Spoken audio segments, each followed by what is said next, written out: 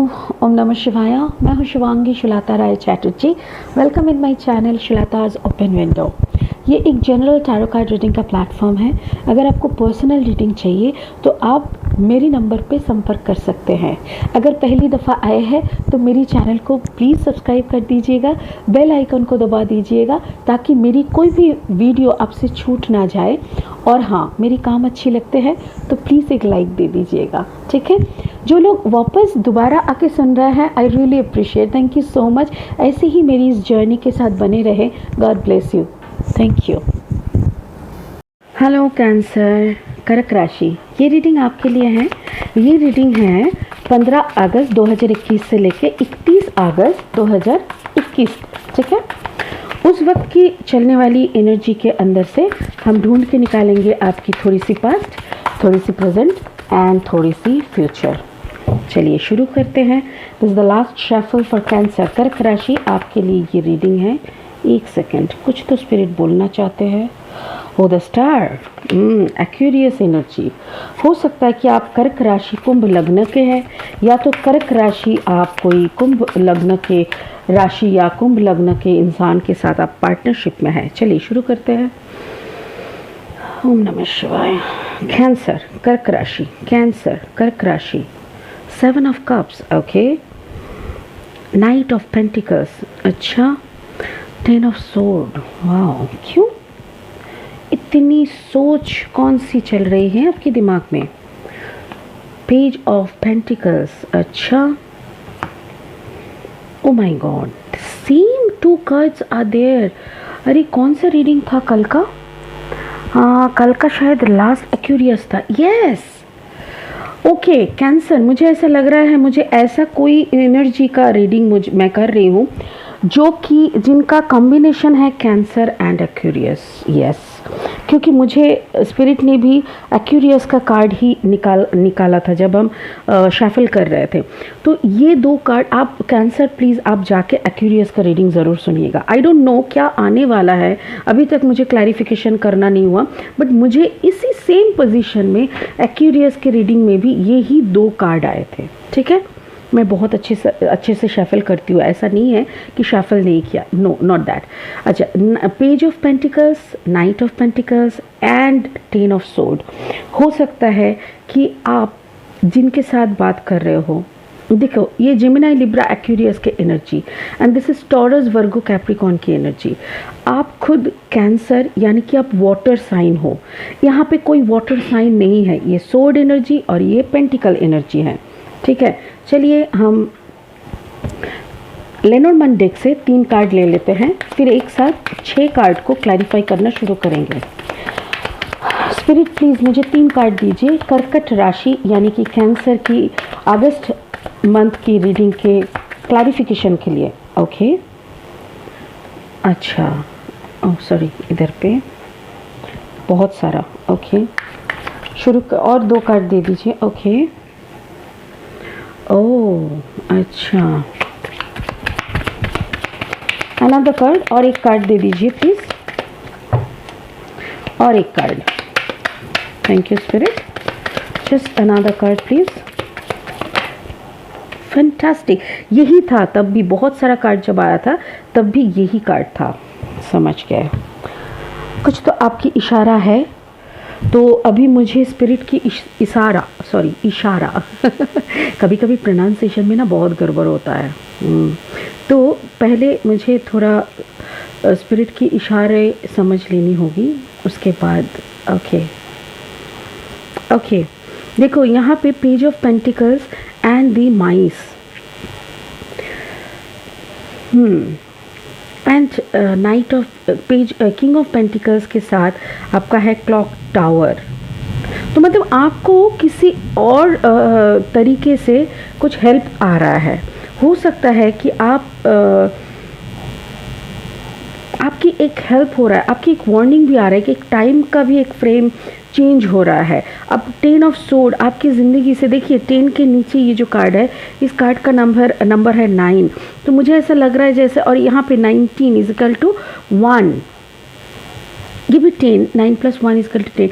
मुझे ऐसा लग रहा है कोई एक चैप्टर, आपकी कोई एक बड़ी चैप्टर ख़त्म होके एक नया चैप्टर शुरू होने का बात यहाँ पे दिखा रहा है। चलिए क्लैरिफाई करना शुरू करते हैं और उसी में देखेंगे कर्क राशि के लिए स्पिरिट ने अगस्त की 15 से अगस्त 31 तक की एनर्जी में कौन सा राज छुपा के रखा है, कौन सा एनर्जी छुपा के रखा है। आपकी थोड़ी सी रिलेशनशिप, फाइनेंस, हेल्थ, सब कुछ मिला के ये रीडिंग है और this is the last shuffle for cancer. कर्क राशि के लिए ये लास्ट शफल है। Thank you spirit, thank you. Cancer, कर्क राशि, cancer. 7 of Pentacles, okay, Wheel of Fortune, okay, and the Knight of Sword. Okay, oh, the Sun card, wow, I just love this card. मुझे बहुत पसंद है ये card. 4 of Cups, okay,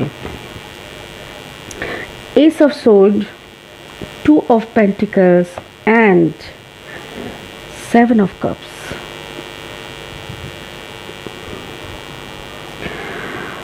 आप cancer, आप कुछ घबराए हुए हो क्या? कुछ चीज़ें जैसे आपके मन मुताबिक नहीं हो रहा है। ऐसा लग रहा है जैसे पाया तो है आपने बहुत, बट खोने का मात्रा इतना ज़्यादा है कि आपका मतलब आपको अच्छा नहीं लग रहा है। एक सेकेंड में कैमरा को थोड़ा ओके ऐसे करके रखते हैं। Now I think you people can see, okay fine.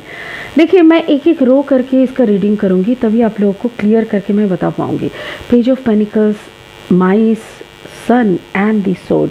यहाँ पे एक जीत की कहानी है, ठीक है। वो जीत क्या है? आप कुछ स्ट्रेस में है। माइस स्टैंड फॉर स्ट्रेस। ये जो माइस कार्ड है ना, ये हर वक्त स्ट्रेस की बातें करती है। मतलब आपके अंदर ये जैसे चूहा क्या करते हैं, पूरा खरोद खरोद के खाते हैं ना, कुछ भी करते हैं तो उसको काट देता है, एकदम बारीकी से काटता है। यहाँ पे भी आपके दिमाग का वही माइस जैसे आपके दिमाग को काट रहा है, ठीक है।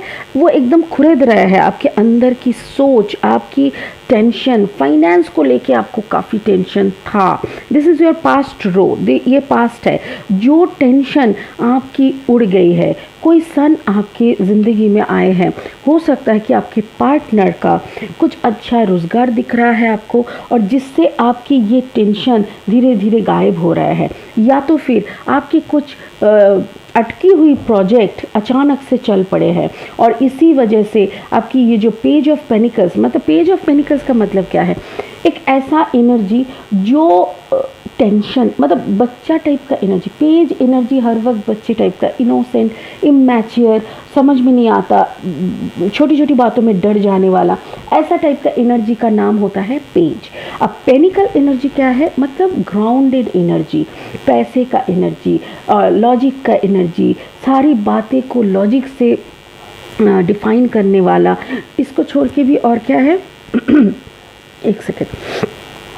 इसके अंदर एक बचपना है। सेविंग्स कहाँ करनी चाहिए, कैसा सेविंग्स करने सच में उसका रिटर्न दिखने को मिलेगा, ये सब में भी उसका थोड़ा बुद्धि भ्रष्ट था। ऐसा टाइप का इमैच्योर टाइप का एनर्जी। किसको ज़्यादा प्यार करना चाहिए, किसके ऊपर भरोसा करना चाहिए, ये सब भी ये इंसान काफ़ी गलती की चुकी है।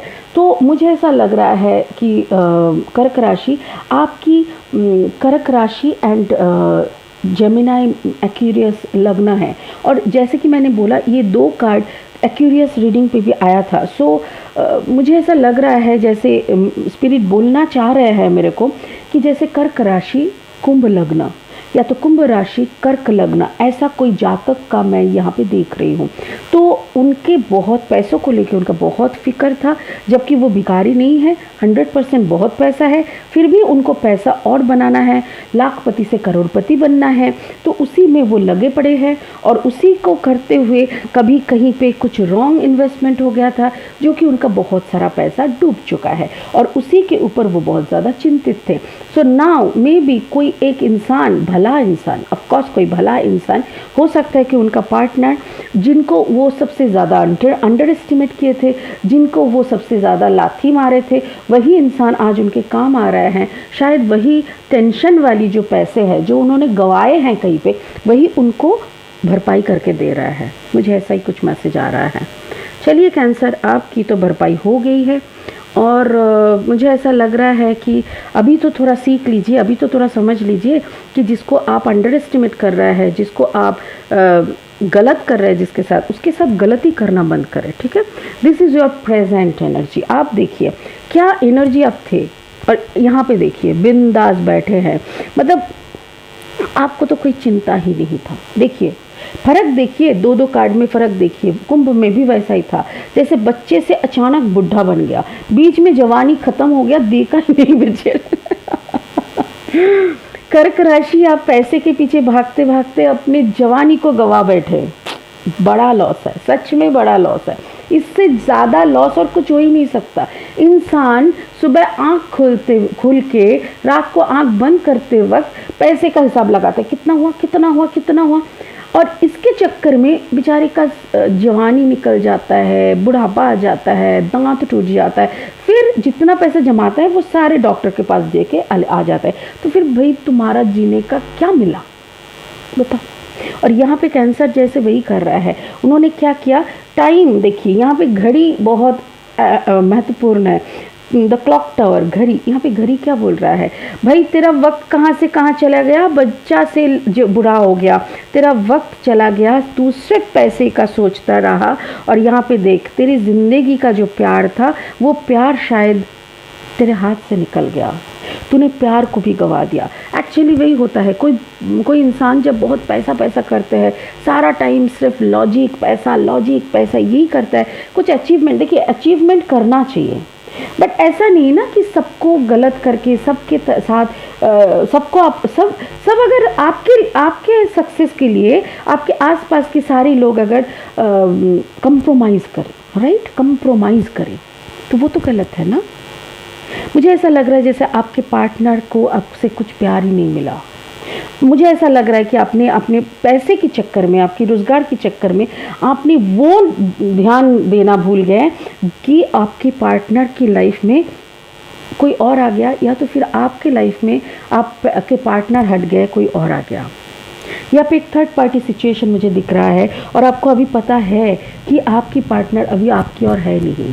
हो सकता है वो किसी और से ना रहे, हो सकता है वो अभी भी आपकी संसार संभालते हैं, हो सकता है वो अभी भी हर जुनून में आपके साथ लगे रहते हैं, खड़े रहते हैं, बट सच में क्या वो आपसे प्यार करते हैं उसके बारे में आपका देखिए दो मन। आपको भी पता है कि आपको भी अगर कोई पूछेगा खुले दिल से अगर आपको बोलना होगा ना, तो आप भी बोलेंगे पता नहीं है कि वो मुझसे प्यार करते हैं कि नहीं, क्योंकि आपको वो कॉन्फिडेंस है ही नहीं। क्योंकि वो कॉन्फिडेंस जुगाड़ करने के लिए जितना मोहब्बत, जितना प्यार, जितना वक्त देना पड़ता है कर्क राशि, उतना आपने दिया नहीं है।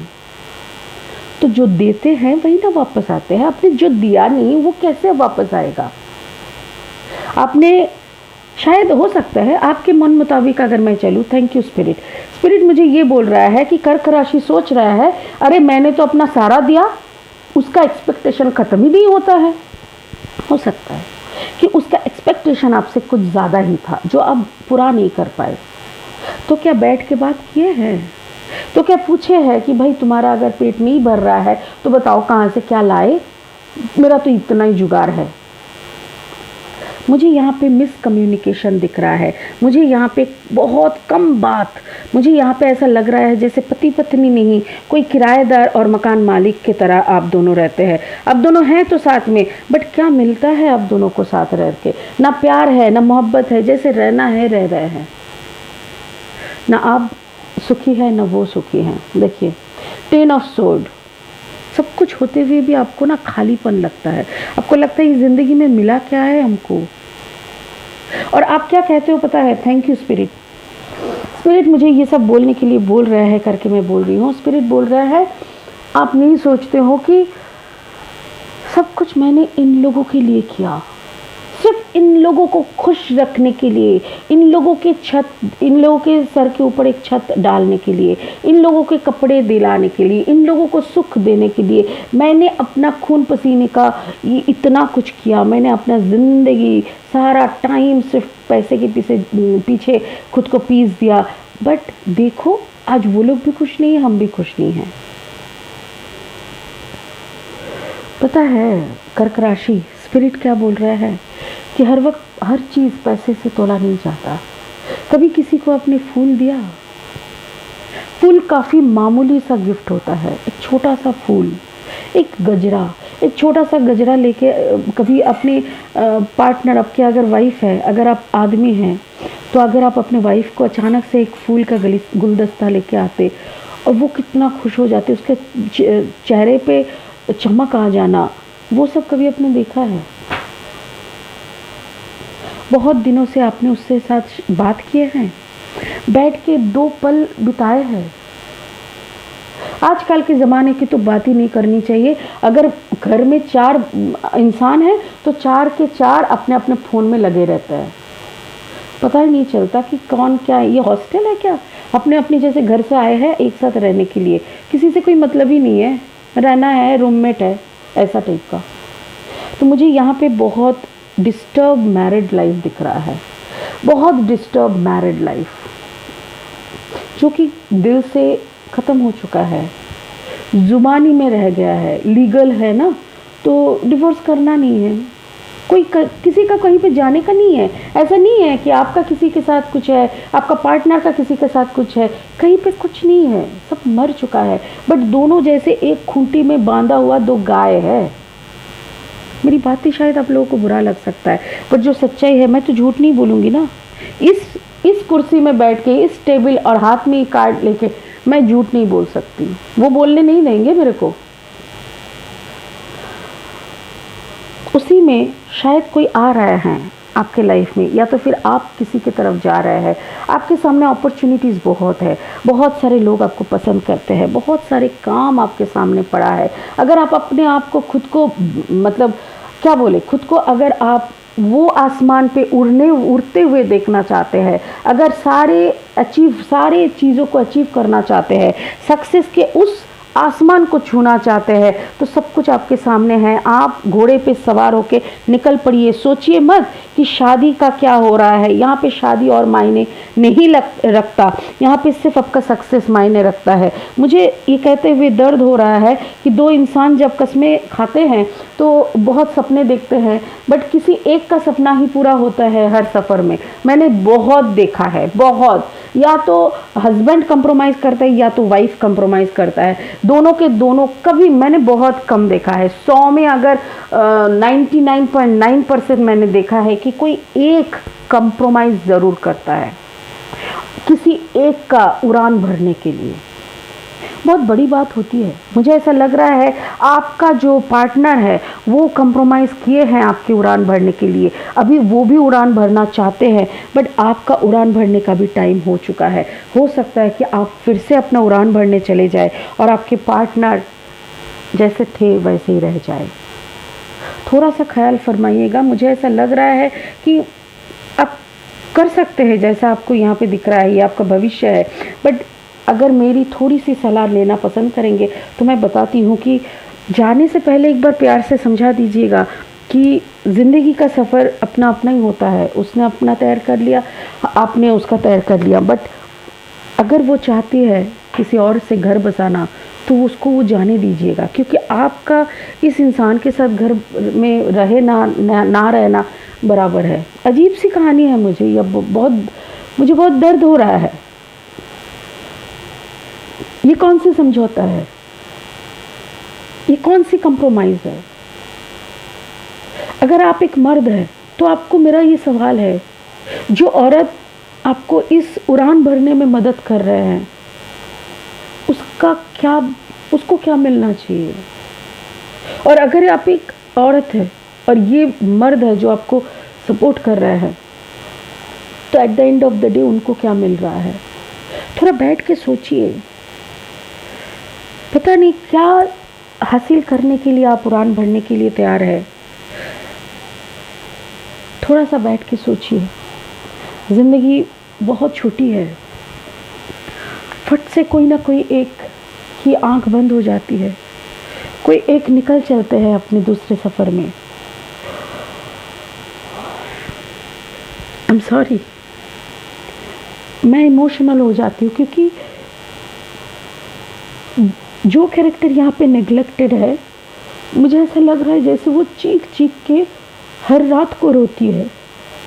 हाँ, मुझे यहाँ पे एक औरत दिख रही है, फ्रैंकली स्पीकिंग मुझे ऐसा लग रहा है कि यहाँ पे एक औरत हर रात को रोती है, हर दिन अकेलेपन से जूझती है।